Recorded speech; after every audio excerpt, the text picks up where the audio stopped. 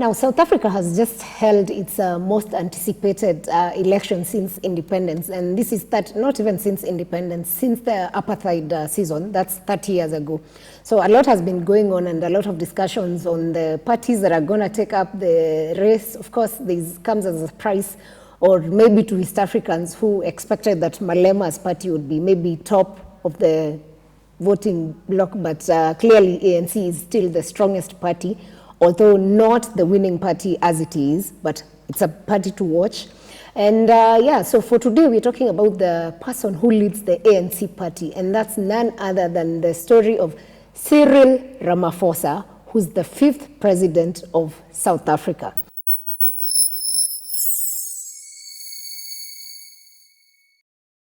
Matamela Cyril Ramaphosa was born in 1952 in Soweto, Johannesburg, and that was in 1952. That means now his age is at 72. Yes, 72. So Ramaphosa is the 5th and the current president of South Africa, serving under the African National Congress, and ANC is the longest or the oldest party in Africa, and of course in South Africa for that matter.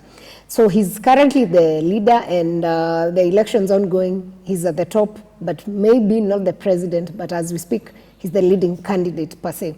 So every South African president since 1994 has actually been from ANC, and this is because of the parliamentary majority which they've garnered over the years every time they go to elections. So currently, if the 50% requirement, if for instance ANC does not get to the 50% which is required in this election, it would mean that they would need to actually talk to another party or parties so that they can work with to vote in the required numbers in parliament that would re-elect Ramaphosa as the president again. So Ramaphosa is also a former anti-apartheid activist and a former trade unionist. When I mention trade unionist for Kenyans, you all know one person as a trade unionist who's been a trade unionist forever, the man Francis Atwoli. So Ramaphosa has been such a person, was such a person before he became president. So while at the university, Ramaphosa became involved in student politics and joined the South African Students' Organization known as SASO. And the young Ramaphosa was actually defiant and unreservedly challenged apartheid back in the day. So he led various students' demos in 1974, that's in the 70s basically, and as a result, he was detained. The worst experience for his detainment was when he was put in detainment for around 11 months. This was in actual solitary confinement. This is where they put you up in a room by yourself and it's dark, and you actually just step out to, see light or just sunbask for an hour, then they take you back. So technically you have 23 hours in solo confinement, which is what he went through for 11 months. You can imagine how hard that was.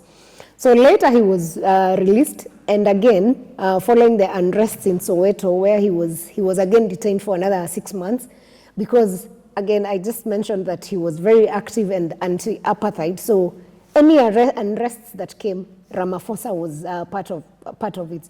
So he was detained again for 6 months under the Terrorism Act.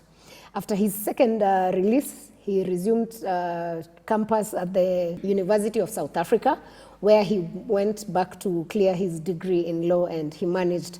And after completing his legal qualifications and obtaining his degree, Ramaphosa joined the Council of Unions of South Africa as an advisor in legal department. So during this period, he founded the National Union of Mine Workers, which became one of the most powerful unions, and he became its first secretary. This is where the title of unionist came from during that period. So he resigned from the Union of Workers in 1991 when he was selected the Secretary General of the ANC party. So Ramaphosa was part of the task force during this, now this is around the 1991-92 when South Africa was working towards full independence. He worked with the task force that led to the South Africa's transition to democracy from apartheid, that is in the 90s, and actually they successfully negotiated for the end of apartheid. So he was part of this committee that led to this freedom of South Africa. He held the Secretary General position from 1991 to 1994, And he also served as the chairman of the National Reception Committee, which coordinated arrangements for Nelson Mandela's release and celebrations when he came out of prison. So South Africa held its first, when Mandela was released, South Africa held its first democratic election in 1994. And by this period, Ramaphosa became a member of parliament for the first time then. Of course, this is the first time South Africa was voting. So this is the time he went into parliament as a first-time member of parliament. He served on, and in 1996, he resigned from the ANC office and from parliament and announced that he would retreat from politics and head into business. So it is said that why he resigned is because he was disappointed that Thabo Mbeki was the preferred successor of Nelson Mandela, and this did not sit well with Ramaphosa. So after failing to secure the presidential nominations, he left to do politics and business, and he became one of the most wealthiest South Africans as it is.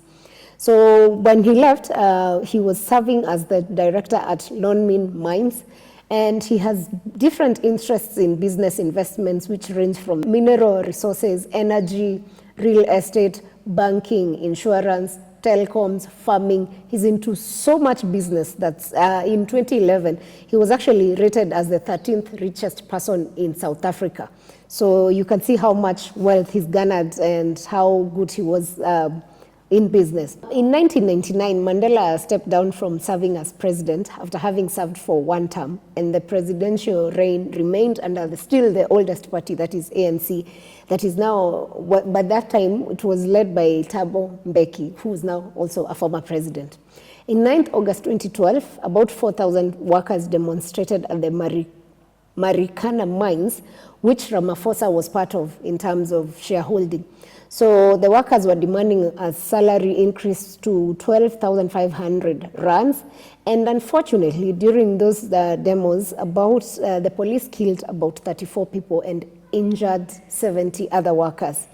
This actually tainted the image of Ramaphosa so bad, because now these people were reliving the emotions of the apartheid season when people would just be shot to be killed.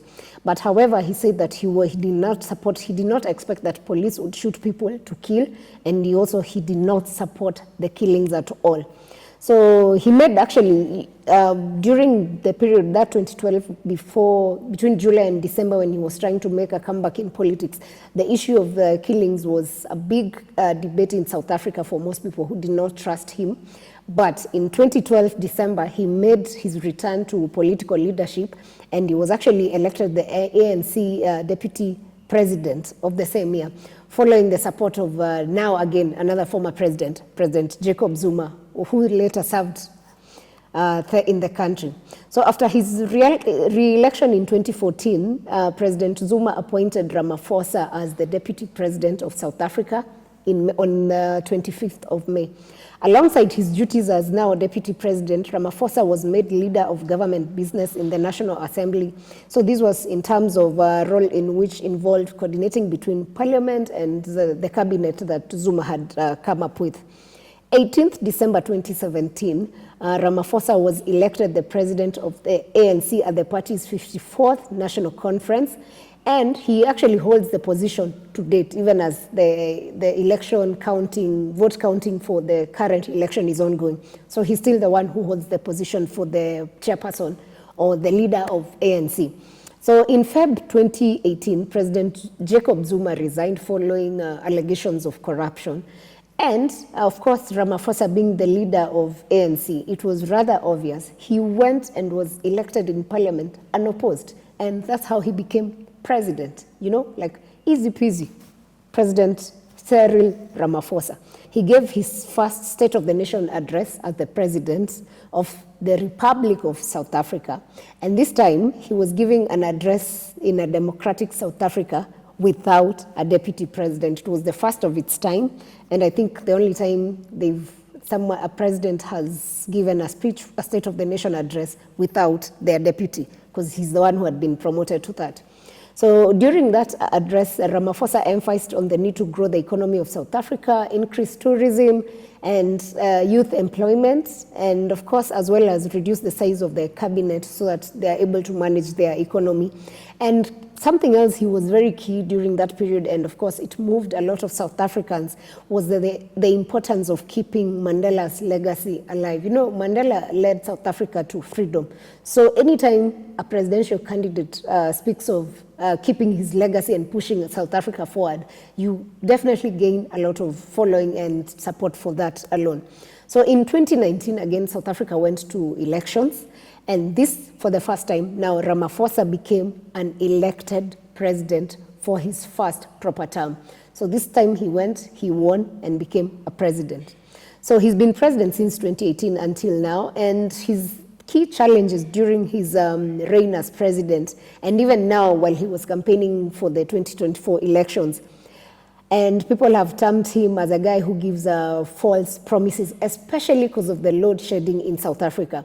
If you know about South Africa, or do you know that South Africa goes through a lot of load shedding that sometimes can go on to a week, and the issue of power has become really bad, that people sometimes refer to South Africa as a country that is always in the dark most of the times. Really unfortunate. Something else that has become an issue is the issue of water shedding. I mean, people are also experiencing water shedding in South Africa.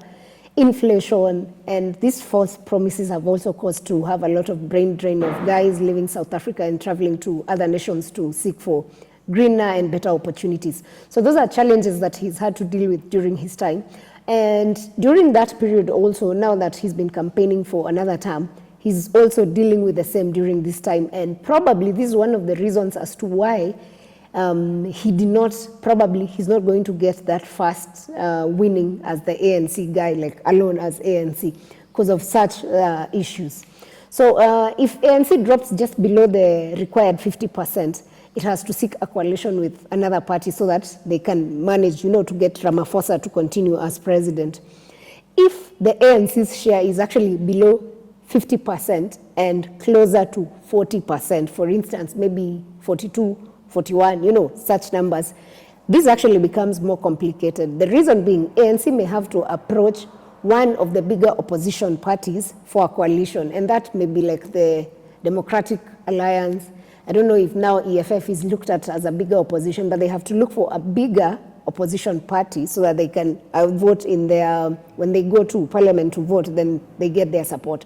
That way, then that would mean Ramaphosa would be president again. However, this would mean that his voice within the ANC party means that he becomes weak, because if you cannot garner that by one party and you have to go looking for other parties, then it means there's a problem somewhere. So his voice will be really affected in the ANC leadership.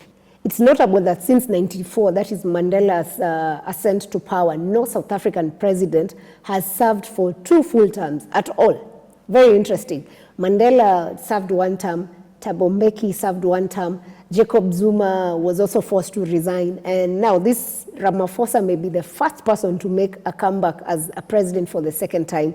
However, as we can see from the counting of votes, it's not without challenges. We can only wait and see if he ends up being the president for a 2nd term. Lawmakers in parliament, of course, decide on South Africa's president, and this election could bring something new to that process. So South Africans vote in national parties. They vote in for parties, and then these parties, the MPs that are elected, then when they go to parliament, and their parliament has about 400 members, they share the vote. Depending on how they vote, then they have a president. So as we come to the conclusion of this and the story of President Cyril Ramaphosa, what's your take on Ramaphosa, and what maybe have you liked about his leadership for the last, say, 5 years of his full term as president? And do you think that he will make it as the next president of South Africa, or for a 2nd term as president of South Africa? Share with us your feelings in the comment section. Just that, I was going through the comments of the EFF party leader who we profiled a while ago, and a lot of people seemed to, have support for him as president. but clearly it's not happening. So share with us also with Cyril Ramaphosa what you think about him, his leadership style, and generally the future of South Africa in the comment section. See you in the next one.